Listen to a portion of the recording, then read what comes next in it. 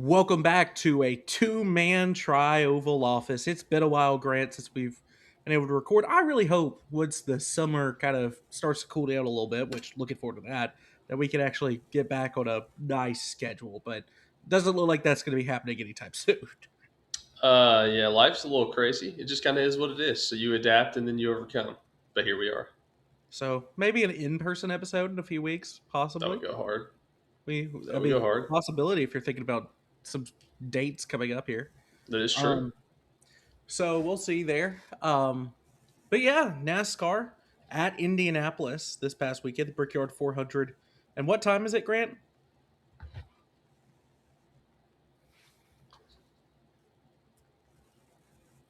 It's time It time. is, once And again. it's another $150 down the drain for a race win diecast, probably.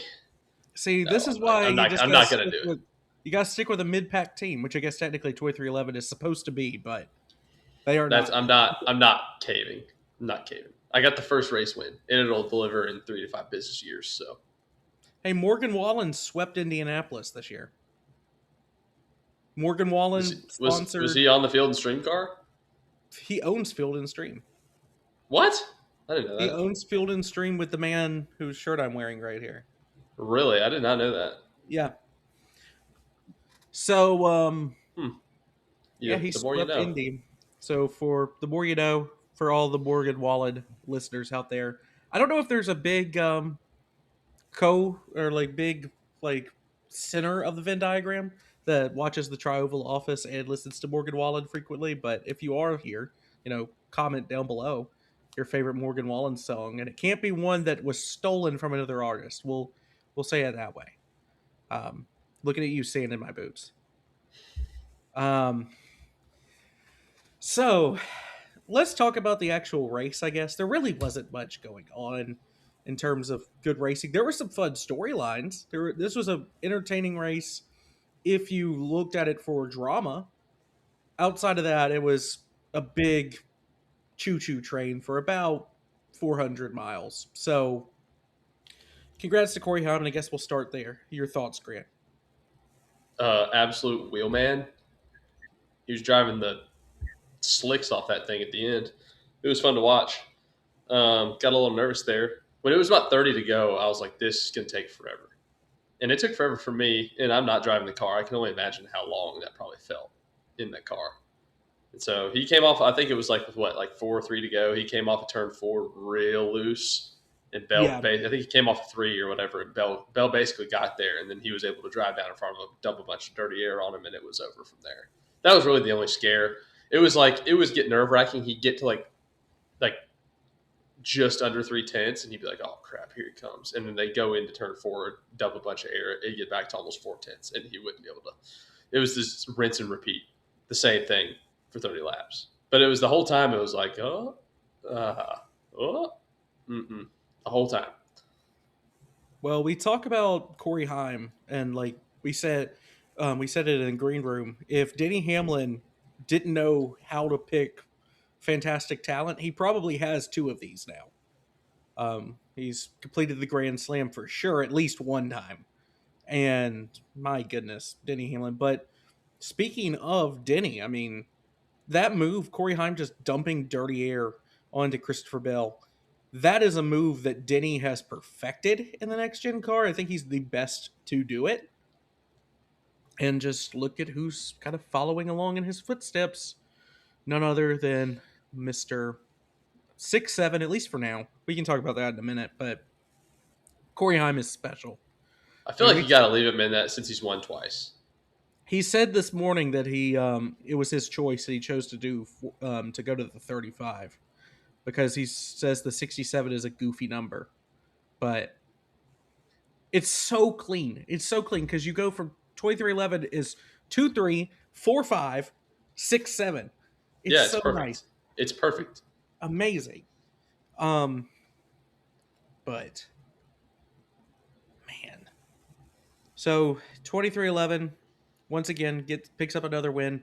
Corey Heim is now ahead of Connor Zilic in points, um, Insane.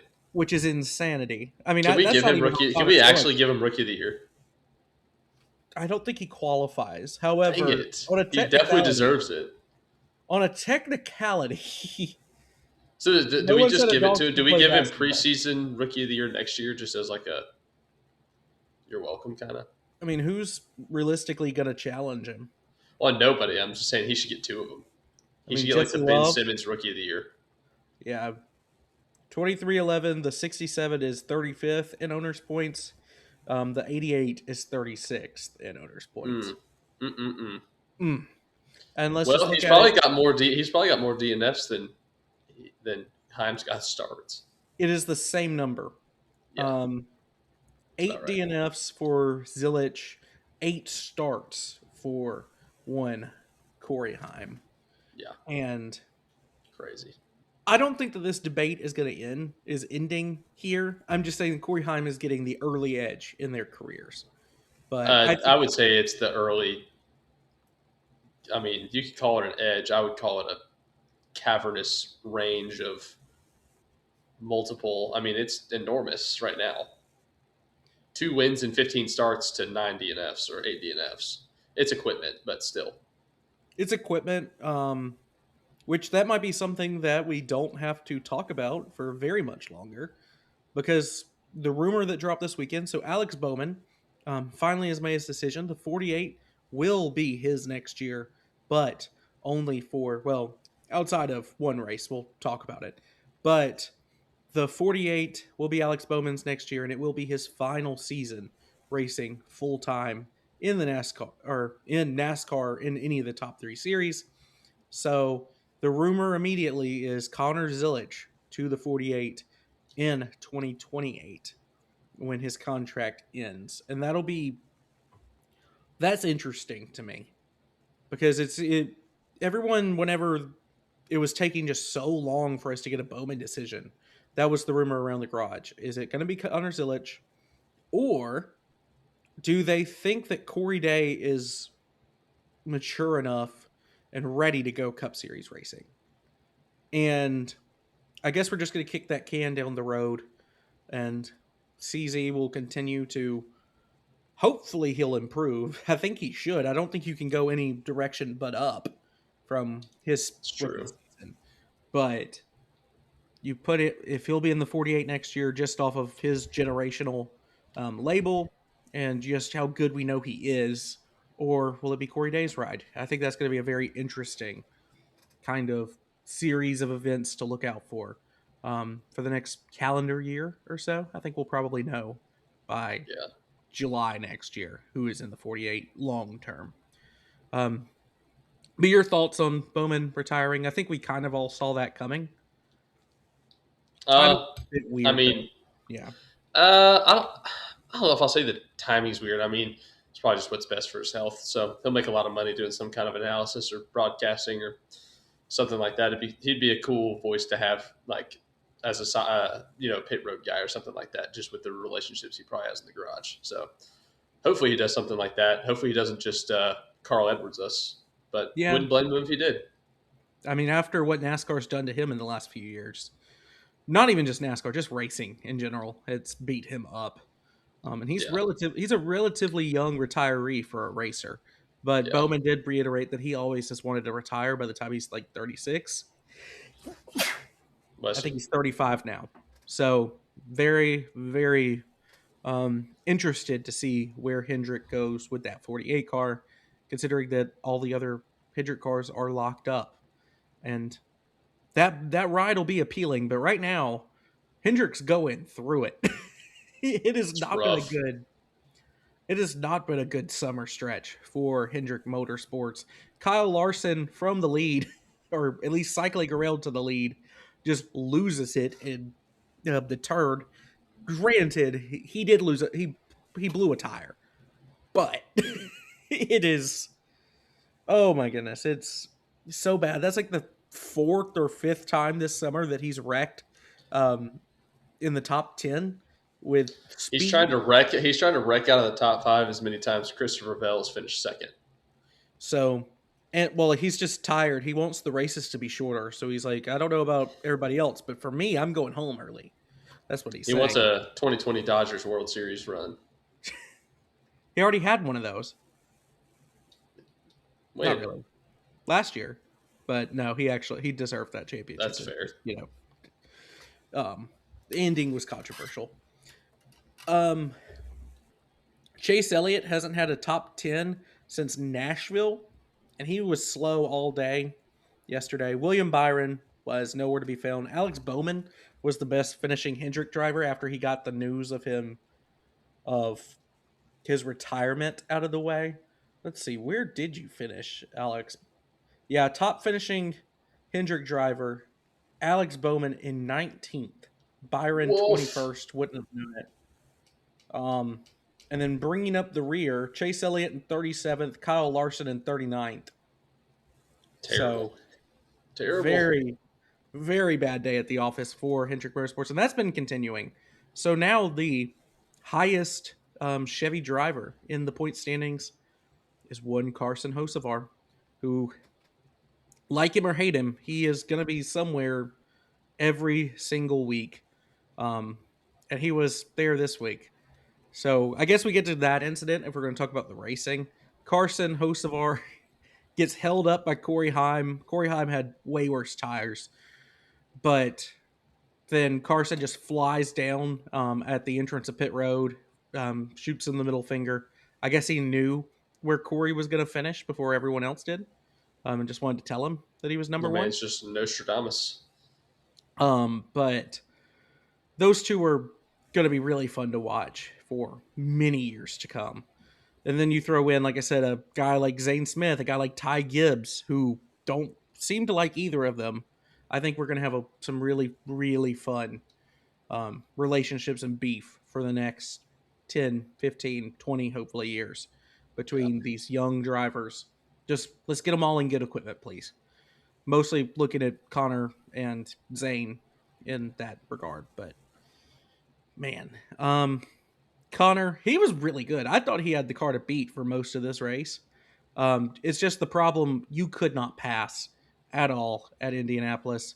I don't think there was there a pass under green flag conditions that wasn't like pit strategy in the top 10 all race. I'd have to go It back and looked look, like but I Formula don't. I One. don't recall one. So It looked like Formula One. It yeah, was it bad. was. It was pretty. It's pretty boring.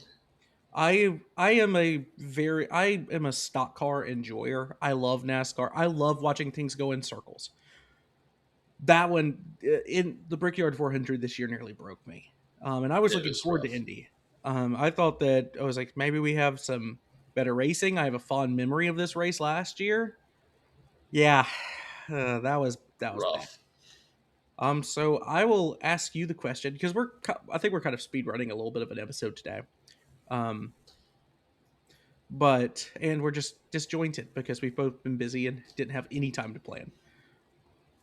Should NASCAR return to Indianapolis in or let me rephrase that, should they run the oval next year or the year after that? I I think yeah, just because it's a crown jewel.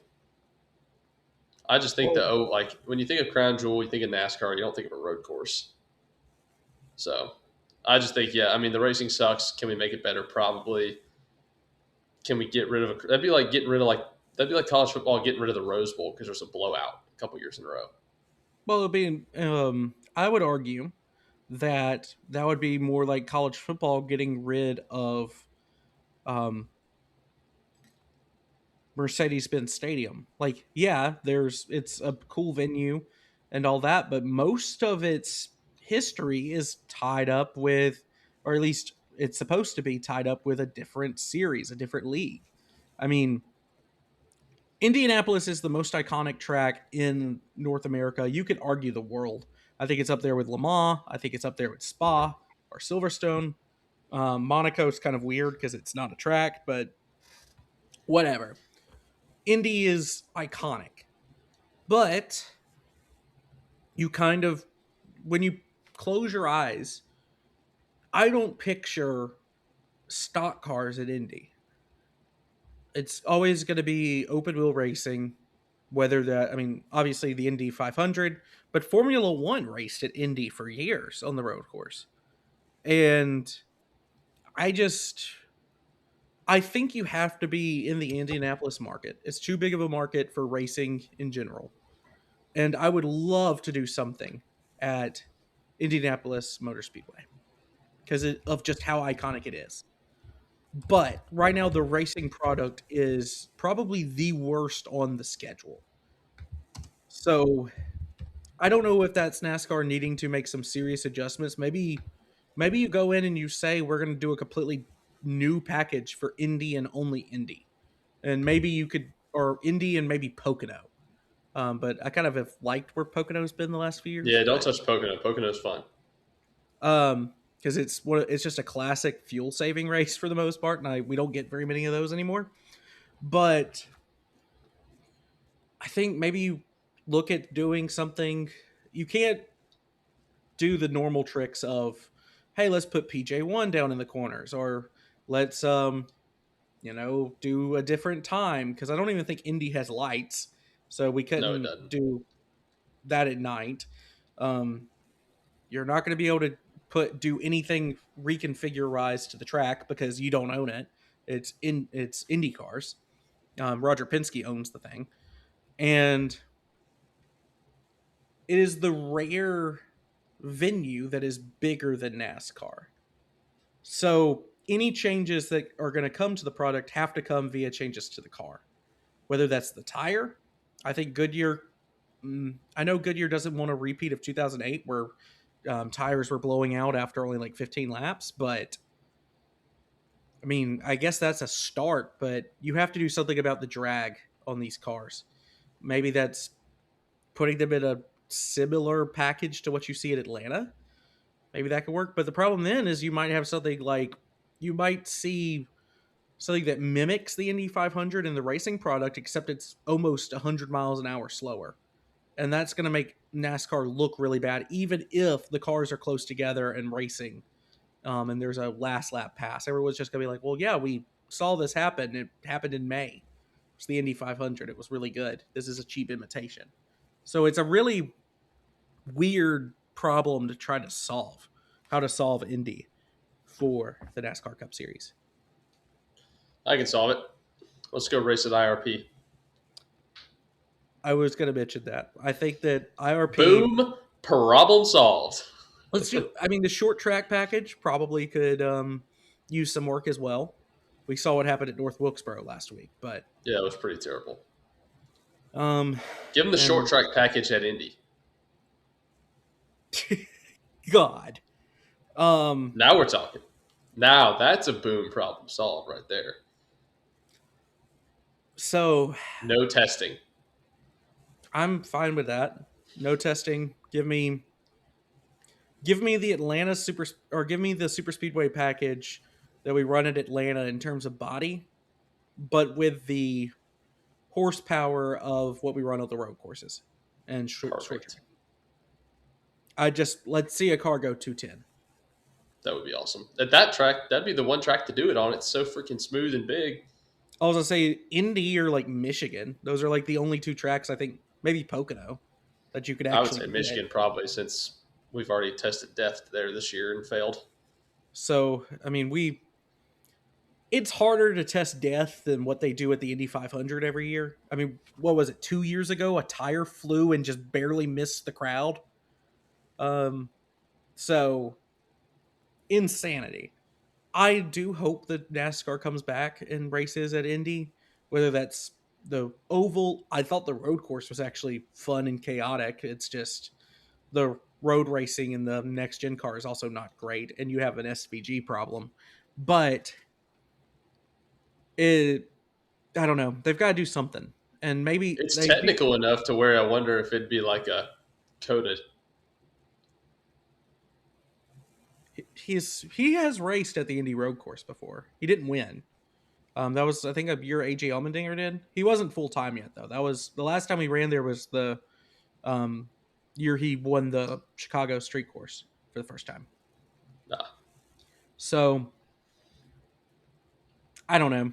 I think he got to be somewhere in Indianapolis, and I don't think the answer right. You can't have the product that you're currently doing because Indianapolis people from Indy and Indiana know what good racing looks like. They get it every single May, Mm-hmm. and you look like a cheap imitation right now. And even some of the options that you may do might come off as a cheap imitation.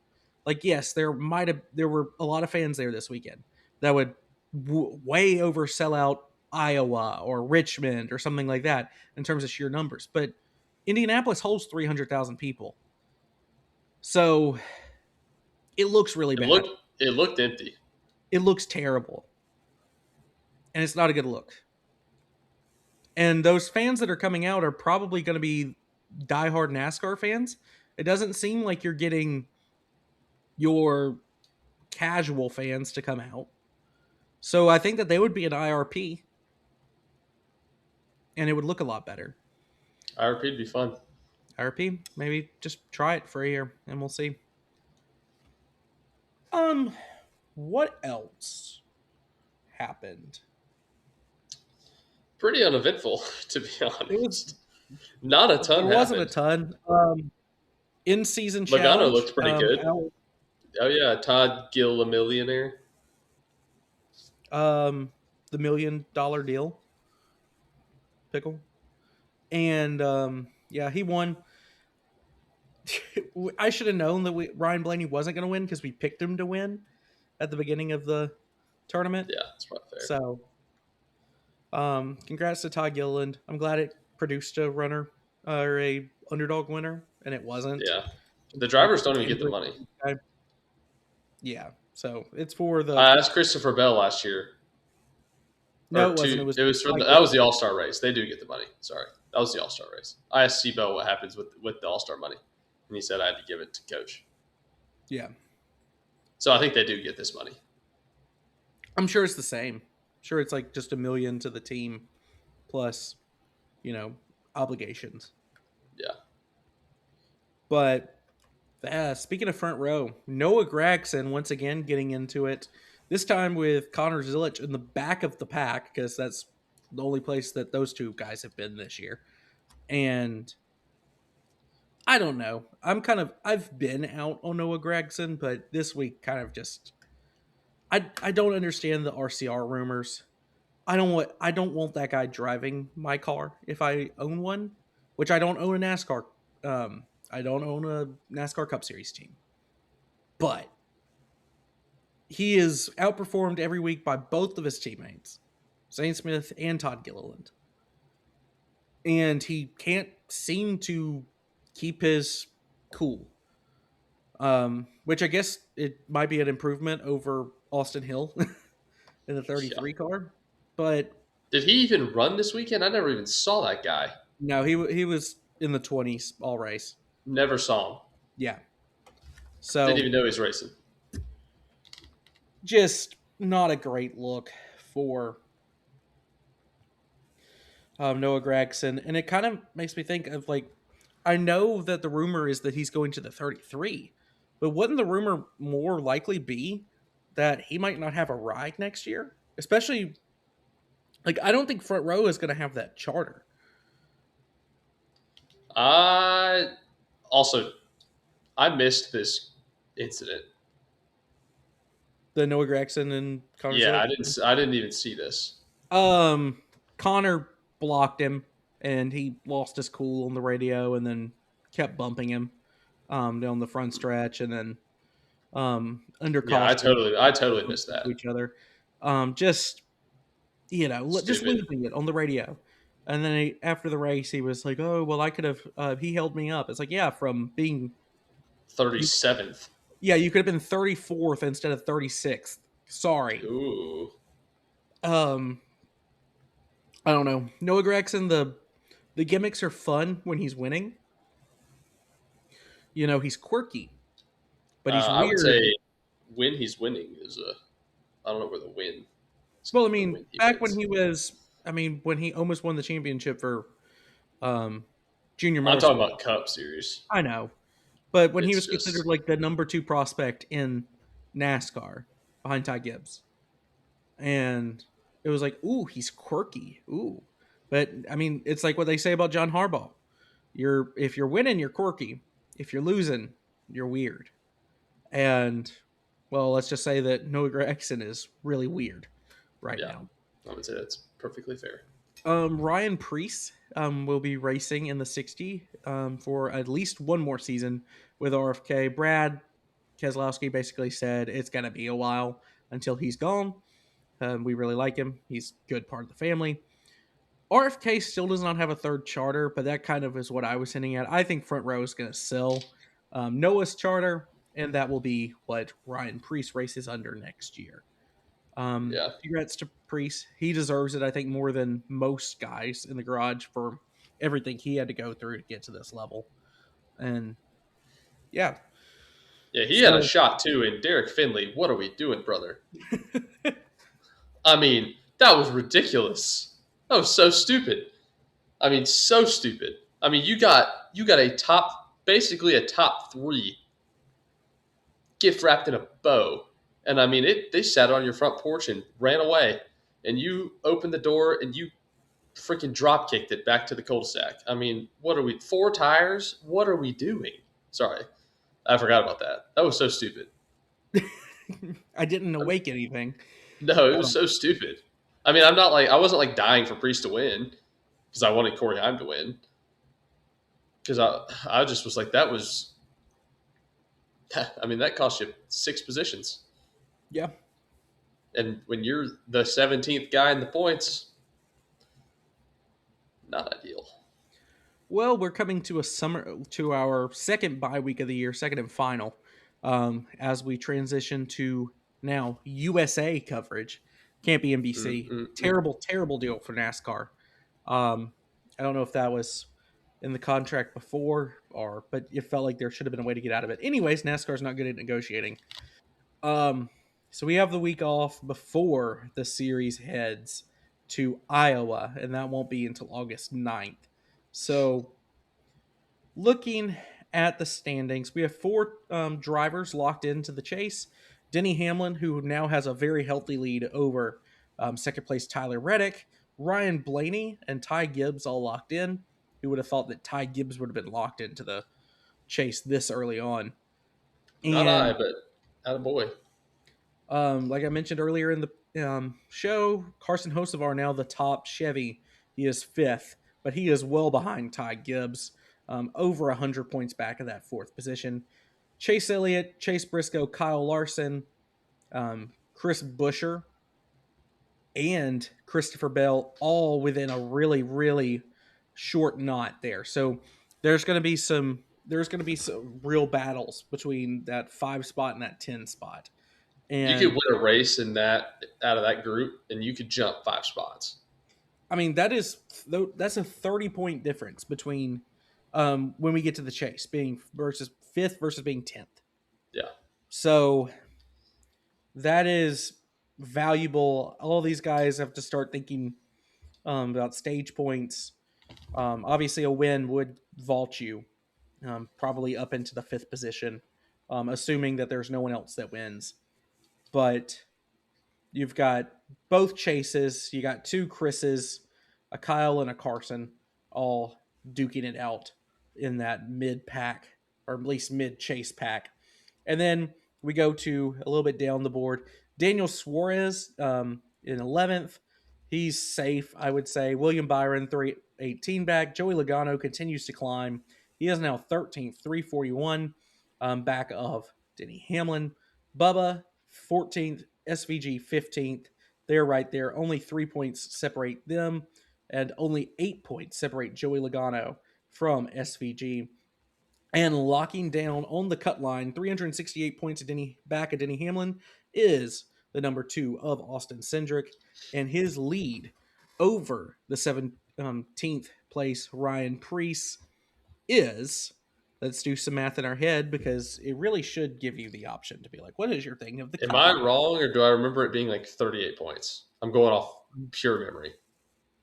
It is 38 points. You are correct. That's what I thought. Um, yeah, 38 points separates Ryan Preece and Austin Cindric. I bet Ryan Preece wishes that he didn't say he was going to spin Ty Gibbs on the radio.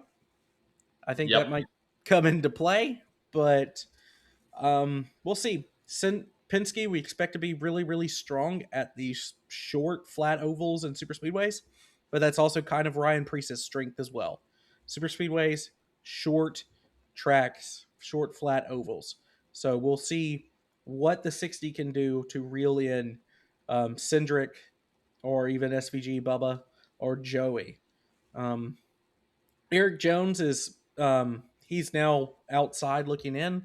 He was last Mm. week too. It's been not been a great 2 weeks for the 43. He I'm is so mad about my pick. You texted me. I had no idea Corey Heim was running. I texted you literally Saturday before the yeah, race, and I was like, "Can I want to switch my pick to Corey Heim?" I had no idea he was running, and yeah. then that freaking Joker goes and wins the race. Um, Dang it! Eric Jones is 44 back and 52 back is Brad Keselowski. I think that I would be comfortable eliminating Michael McDowell, Ross Chastain, and everyone else below them. Honestly, and I think Eric and Brad and even Priest to a certain extent are barely hanging on. Yeah, With how many races do we have until the chase? dude, I Four or have no five? faith in Brad. It's rough. Um, yeah, 4 races left until the chase begins. And no real points battles. I mean, it's besides that mid pack, like I mentioned, 5 to 10, and then right around the cut line. You don't really have, but you don't have anyone I think who's going to catch Denny for the regular season championship, and I think it's going to be a really big uphill climb for Eric Jones or Ryan Preece to get to Austin Cindric. Yeah, Um, obviously, so one of those guys wins Daytona, and we have a whole different ball game. But and then of course the tracks: Iowa, Richmond, New Hampshire, Daytona. Sounds like Joey Logano might begin to cook, and it might be everybody's problem. yeah. I was starting to feel the early beginnings of that on Sunday. Yeah, even your Logano is a real thing, so just be prepared for that. I'm already mentally prepared. The hatches are battened. Uh, shout out Will Smith. But Someone play Stranglehold. yeah, for real. Um, I'm looking at anything else. Let's see. So he has 2 wins now in 15 starts for Corey Heim. He is not done this season. For the Cup starts, he has 4 more remaining, and that's at Daytona, which he started at earlier this year, Darlington, which he did not, Charlotte, which he did, and Homestead, Miami, which For obviously is Heim, the first ever going there. So, how many of those will he get wrecked out by Hocevar at? um, I would say at least one. I don't know. I don't know how well they'll be near each other. They always Oh, are. they'll be near each other. I'd say Um, at least. I'd say the odds are higher that it's over zero well, point 0.5. 3 of those are chase races. And realistically, Hocevar, as much as he likes to mess around and whatever, if he has a chance, if he goes into So the chase Daytona. like fifth, he's not going to take a chance on trying to ruin a possible championship run That's true. That's true. by I guess it's the chase. so. And Daytona is kind of hit or miss. I mean, you don't. I think it's kind of in the driver's code. You don't intentionally wreck somebody at Daytona. It could go too Yeah. wrong. Yeah. Um, I don't expect them to give an inch though at all when No. they're racing each other. Absolutely not. Um, but yeah, do you think Corey Heim rattles off a third win of his on the season with 4 more attempts? Where's he going? Daytona, Probably odds are probably not. Probably not. But he has Daytona, looked good at the drafting tracks. Darlington. Probably not. Um, I had it pulled up. Where's what tab? Charlotte, Homestead, mate. Charlotte and Homestead. Charlotte and Homestead.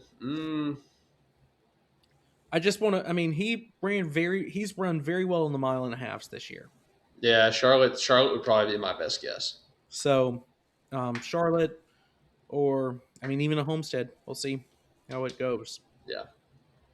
Anything else you want to talk about? Because, like I said, we've got an off week this coming up week, so maybe we do some content that's a little bit outside our norm. But I'm Yeah, content update, everybody. I'm moving this week, so whack, whack. Trying to get anything done this week. So, but we'll see if we get anything done. I got a whole bunch of nothing. So, This is a pretty uneventful week, to be honest. Really wasn't much. was Toddy a big, G and Corey Heim. That's it. all three of the main series are off next weekend. I mean, not NASCAR, but like NASCAR's off, IndyCar's off, and Formula One all off. So, Be a nice weekend to take a breath. good weekend. If you want to go to the beach or something, do it. If you want to move, do it. I was about to say, you picked a Um, good weekend. so we'll see. And if you want to just tune in to the chaos of the MLB trade deadline, well, we'll Tap see. in. Tap in. But until then, until next time, whenever that may be, probably the last time in this setup, though. I'm Cayden. That's Grant. And this has been the Tri Oval Office coming to you at precisely Heim time. Heim time.